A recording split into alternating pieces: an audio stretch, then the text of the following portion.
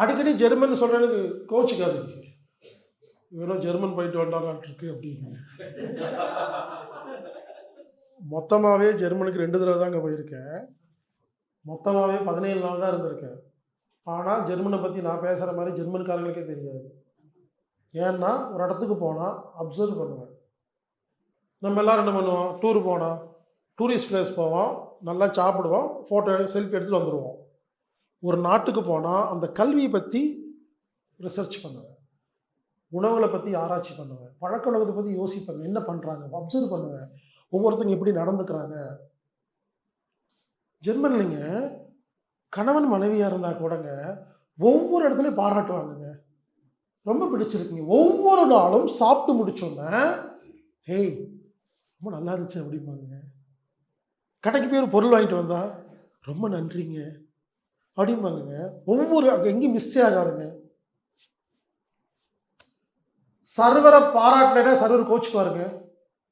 நீங்கள் ஃப்ரான்ஸில் போனீங்கன்னா போனோன்னா சர்வர் வருவார் ஒரு ஹோட்டலில்.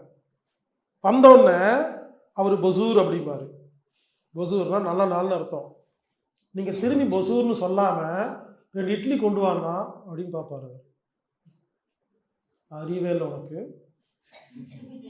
உனக்கு நல்ல நாள்னு சொல்கிறேன் சொல்ல கோச்சுக்குவாருங்க. அவர் உங்களை பார்த்து கேவலமாக நினைப்பாருங்க. அவர் சர்வர் தான், ஆனால் அங்கே ஈக்குவலாக இருப்பாங்க எல்லாருமே. நான் சர்வருங்கிறனால நான் கேவலமானவன் கிடையாது, நீ வந்து உட்காந்துட்டீங்க பெரிய ஆள் கிடையாதுன்னு இருப்பாங்க. அதே மாதிரி சாப்பிட்டுட்டு போகும்போது காசு கொடுத்து தான் சாப்பிட்றோம், இருந்தாலும் சர்வர்கிட்ட நன்றி நல்லா சர்வீஸ் பண்ணீங்க சொல்லிட்டு வரணுங்க. இது எல்லா இடத்துலையும் இருக்குங்க. ஆச்சரியமாக இருக்கும், எங்கேயுமே மிஸ் பண்ணவே மாட்டாங்க. பாராட்டுறது எல்லா இடத்துலையுமே இருக்குங்க.